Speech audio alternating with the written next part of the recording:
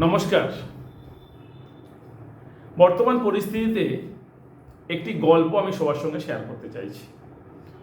মুন্সী প্রেমচাঁদের লেখা গল্পটির নাম মন্ত্র। এই গল্পের এক মুখ্য চরিত্র ডাক্তার চাড্ডা।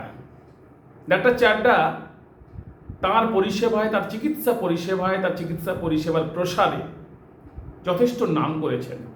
সবাই তাকে ভগবান বলে মানেন। কিন্তু ডাক্তারবাবু খুব সময়ানুবর্তিতা মেনে চলেন। সমস্ত কাজ সময় ধরে করেন, ঘড়ি ধরে করেন। একদিন সন্ধ্যার ঠিক প্রাক মুহূর্তে ডাক্তারবাবু গল্ফ খেলার সময় হয়েছে, গল্ফ খেলার জন্য বের হচ্ছেন, হাতে গল্ফের স্ট্রিক নিয়ে বাড়ির বাইরে বের হলেন। এমন সময় একজন বৃদ্ধ কয়েকজনকে নিয়ে ডুলি কাঁধে নিয়ে তার ছেলেকে নিয়ে ডাক্তারবাবুর বাড়ির কাছে যে ডুলি নামিয়ে ডাক্তারবাবুর পায়ের কাছে এসে বললেন, ডাক্তারবাবু আমার ছেলেকে বাঁচান। আমার 7টি ছেলের 6টি ছেলে আগেই মারা গেছে, এই আমার শেষ সম্বল, এই ছেলেটিকে বাঁচান। ডাক্তারবাবু বললেন, আগামীকাল সকালে এসো, আজকে আমার গল্ফ খেলার সময় হয়েছে। সেই বৃদ্ধ মানুষটি আবার কাকুতি মিনতি করতে থাকলেন, তার মাথার পাকড়ি খুলে ডাক্তারবাবুর পায়ের কাছে সমর্পণ করে বললেন, ডাক্তারবাবু আমার ছেলেকে বাঁচান, 7টি ছেলের শেষ সম্বল, আগে 6টি ছেলে মারা গেছে, এই ছেলেটিকে বাঁচান, না হলে আমি একেবারে সহায় সম্বলহীন হয়ে পড়ব। ডাক্তারবাবু মনে মনে ভাবলেন, আমি যদি কথা শুনি তাহলে আমার গল্ফ খেলা হবে না আজ। ডাক্তারবাবু কোনো কথা না শুনে ধীর পদক্ষেপে তার মোটর কারে গিয়ে বসলেন। পেছনে পেছনে ছুটছে সেই বৃদ্ধ, ছুটে ছুটে বলছে, ডাক্তারবাবু আমার ছেলেকে বাঁচান, ডাক্তারবাবু আমার শেষ সম্বল ছেলেটাকে বাঁচান। সেই ডাক্তারবাবু মোটর গাড়ি স্টার্ট করে বেরিয়ে যাওয়ার সময় জানালার কাঁচ খুলে বলে গেলেন, আগামীকাল সকালে এসো। ডাক্তারবাবু চলে গেলেন। বৃদ্ধ মানুষটি হতভম্ব হয়ে কিছুক্ষণ দাঁড়িয়ে থেকে বিধাতার দিকে তাকিয়ে বললেন, ভগবান আপনি আমার ছেলেকে বাঁচান বলে তার ছেলেকে নিয়ে ডুলি তুলে নিতে বললেন, নিয়ে বাড়ির পথে ফিরলেন, এই ভেবে যে ডাক্তারবাবু যখন দেখেননি আমার ছেলে বাঁচানোর কোনো সম্ভাবনা নেই। সেই দিন রাত্রেই সেই বৃদ্ধের ছেলে মারা গেল। তার কিছুদিন পর ডাক্তারবাবু বেশ প্রসার জমিয়েছেন, অর্থ সম্পদ অনেক করেছেন। তার বেশ কিছুদিন পর ছেলের জন্মদিন পালন করবেন। ছেলের 20 বছর বয়স হয়েছে। ডাক্তারবাবুর একটি ছেলে, তার নাম কৈলাস, আর একটি মেয়ে, তার মেয়ের বিয়ে দিয়ে দিয়েছেন। সেই ছেলের কৈলাসের 20 বছরের জন্মদিন পালন করবেন। সেই দিন এসে উপনীত হয়েছে। সবুজ গালিচা ঘেরা ডাক্তারবাবুর সুদৃশ্য বাড়ি, চারিদিকে আলোর রোশনাই, চারিদিকে একেবারে আলোয় আলোয় ছেয়ে গেছে। সেই সবুজ গালিচা ঘেরা, একদিকে সেই ডাক্তারবাবুর বন্ধু বান্ধব, একদিকে ছেলের বন্ধু বান্ধব, একদিকে মায়ের বন্ধু বান্ধব, যে যার মতো করে আনন্দ ফুর্তি করছে। আনন্দ আমোদ প্রমোদের সমস্ত উপকরণ মজুদ রয়েছে। ছেলের বন্ধু বান্ধব ছেলের সঙ্গে মজা করছে। এমন সময় ছেলের সহপাঠী, তার নাম মৃণালিনী, ছেলের প্রেমিকও বটে, তার কাছে এসে বলল করমর্দন করে, আজ কিন্তু আমি তোমার সাপ খেলা দেখব। ছেলে কৈলাস, তার একটাই শখ, বাড়িতে সাপ পোষে, বিষধর সাপ পোষে, বিভিন্ন রকম বিষধর সাপ পোষে, আর সেই সাপের জড়ি বুটি শেকড় বাকড় বাড়িতে রাখা আছে। কোন সাপ কামড়ালে কি তার শেকড় বাকড় লাগে, কি তার জড়ি বুটি লাগে, সমস্ত শেকড় বাকড় জড়ি বুটি তার বাড়িতে রাখা আছে। বলল, আজ তোমার সাপ খেলা দেখাতে হবে। কৈলাস বলল, আজ সাপ খেলা দেখাবো না, বাড়িতে এত লোকজন, তাছাড়া অন্ধকারে সাপেদের বের করা ঠিক নয়, আজকে সাপ খেলা দেখাবো না। পাশ থেকে কেউ কেউ আবার বলতে লাগলো, না আজকে দেখাও। মেয়েটি আবার কাকুতি মিনতি করতে থাকলো, আজকে তোমায় সাপ খেলা দেখাতেই হবে। পাশ থেকে কেউ কেউ টিপ্পনি করে বলছে, উনি বললেই যেন দেখাতে হবে, তার মন নেই, উনি সাপ খেলা দেখানো চাই ওনাকে। তখন কৈলাস ভাবলো, তার বন্ধুকে, তার প্রেমিকাকে আঘাত করা হচ্ছে, টিপ্পনি করা হচ্ছে। সে তখন বলল, চলো সাপ খেলা দেখাবো বলে তার বন্ধু বান্ধবদের নিয়ে তার সাপের ঘরে নিয়ে গেল। সাপ বিন বাজিয়ে সাপ বার করছে, একটির পর একটি, একটা একটা সাপ বার করছে, গলায় জড়িয়ে দিচ্ছে, হাতে জড়িয়ে দিচ্ছে, কোলে রেখে দিচ্ছে। মৃণালিনী ভয় পাচ্ছে। সে বলছে, গলা থেকে সাপ নামাও, শরীর থেকে সাপ নামাও। বলছে, কিছু হবে না। পাশ থেকে কেউ বলছে টিপ্পনি করে, এ সাপের দাঁত নেই, এ দাঁতে বিষ নেই, সে বিষধর সাপ নয়, এই বিষধর সাপের দাঁত ভেঙে দেওয়া হয়েছে। তখন সে বলছে প্রত্যেকটা সাপের দাঁত আছে এবং প্রত্যেকটা সাপের বিষ দাঁত আছে। বলছে তুমি বলছো যখন বিশ্বাস করছি, কিন্তু আমাদের তো বিশ্বাস হয় না। তখন সে সবচেয়ে বিষধর সাপটা বের করে বলল, এটা সবচেয়ে বিষধর সাপ, এই সাপ কামড়ালে মানুষ সচরাচর বাঁচে না, এই দেখো তার বিষ দাঁত দেখাচ্ছি। বলে সাপের গর্দান অর্থাৎ ঘাড়টা চেপে ধরলো। সাপটা মনে মনে ভাবছে আমার মনিব তো কোনোদিন এত কষ্ট দেয় না। সে আরও চেপে ধরে বিষ দাঁত দেখাতে থাকলো, আরও জোরে চেপে ধরতে দাঁতের সাপের মুখটা ফাঁকা হয়ে গেল। বলে এই দেখো এই সাপের বিষ দাঁত। বলে যেই সাপটাকে ছেড়ে দিল, সাপটা কৈলাসের হাতের আঙুল কেটে দিল। চারিদিকে সবাই বলতে আরম্ভ করলো, ডাক্তারবাবু ছেলে কৈলাসকে সাপে কেটেছে। কৈলাস ছুটে তার রুমে, যে রুমে তাই সেই সমস্ত বিষধর সাপের শেকড় বাকড় জড়িবুটি থাকে, সেখানে গিয়ে এই সাপ কামড়ালে যে শেকড় লাগে সেই শেকড়টাকে থেঁড়ে দিয়ে তার আঙুলে দিয়ে দিল। ডাক্তারবাবু এসে বলল আমাকে দেখতে দাও। ডাক্তারবাবুকে সে দেখতে দিল না, তার বিশ্বাস এই শেকড়েই সে সেরে উঠবে।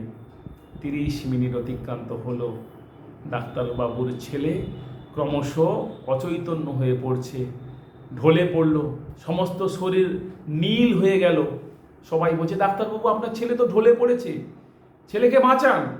ডাক্তারবাবু বলল আর কিছু করার নেই, আমার আর কিছু করার নেই, আমার ভুল, আমার ছেলের কথা শোনা ঠিক হয়নি, আমার ছেলের কথা শোনা ঠিক হয়নি। তখন যখন ও সাপ পুষতে চেয়েছিল তখন বারণ করা উচিত ছিল, আমার তখন ঠিক হয়নি, এখন আর কিছু করার নেই।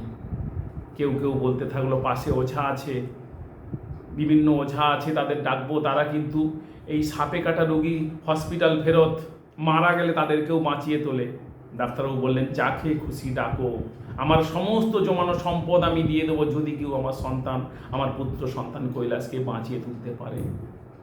একের পর এক ওঝা আসছে ফেরত যাচ্ছে, একের পর এক ওঝা আসছে ফেরত যাচ্ছে, সবাই বলছে দেরি হয়ে গেছে।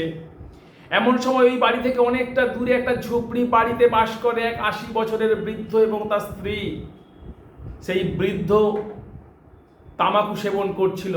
এমন সময় বাড়ির দরজা নক করে একজন বলল, শুনছো ভগত, ভগত, ভগত শুনছো?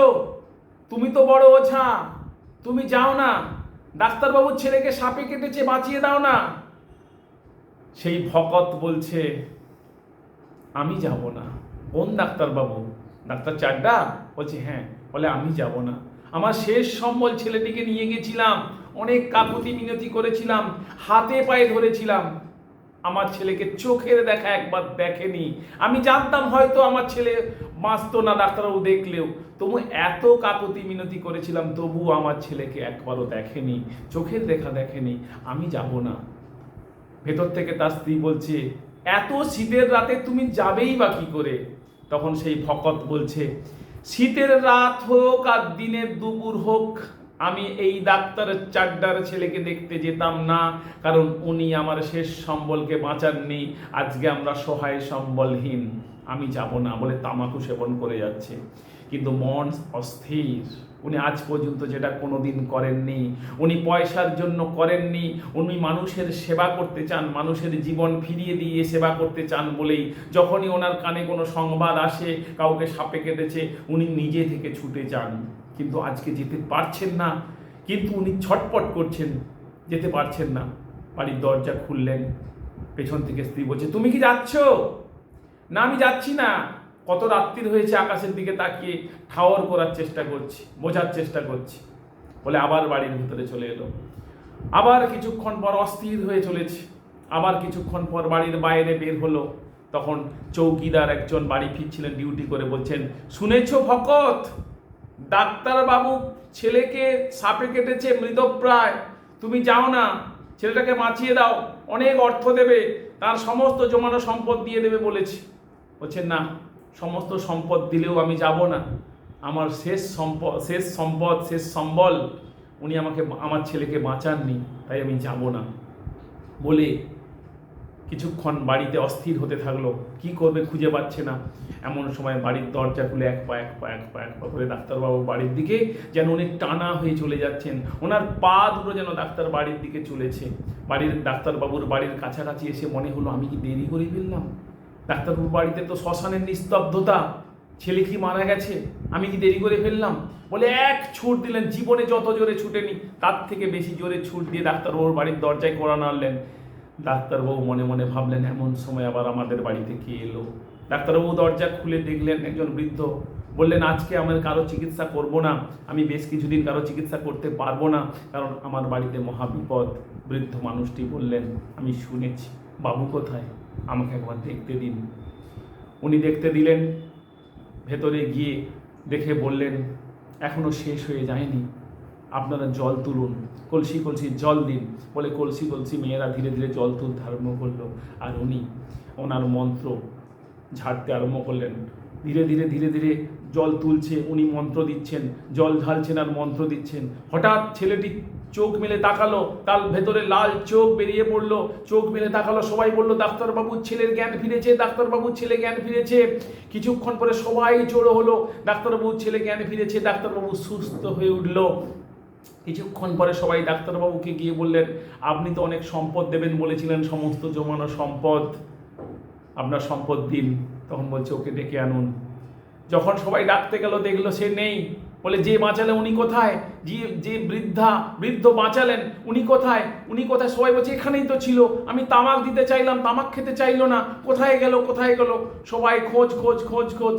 ডাক্তারবাবু বললেন, ওনাকে খুঁজে পাবে না, কারণ উনি আসবেন না। আমি প্রথমে চিনতে না পারলেও পরে চিনতে পেরেছি। উনি আজ থেকে অনেক দিন আগে ওনার শেষ সম্বল 7টি সন্তানের শেষ সন্তানকে নিয়ে আমার কাছে এসেছিলেন। তখন আমার গল্ফ খেলার সময় হয়েছিল, আমি গল্ফ খেলতে যাচ্ছিলাম বলে আমি ওনার ছেলেকে একবার চোখের দেখা দেখিনি, আমি চলে গিয়েছিলাম। আজকে অর্থের জন্য আমার ছেলেকে বাঁচাতে আসেনি। আজকে আমাকে একটা শিক্ষা দিয়ে গেল যে ডাক্তারবাবুর মূল কাজ চিকিৎসা করা। যখন তার চিকিৎসা করার দরকার তখন চিকিৎসাটাই করা দরকার।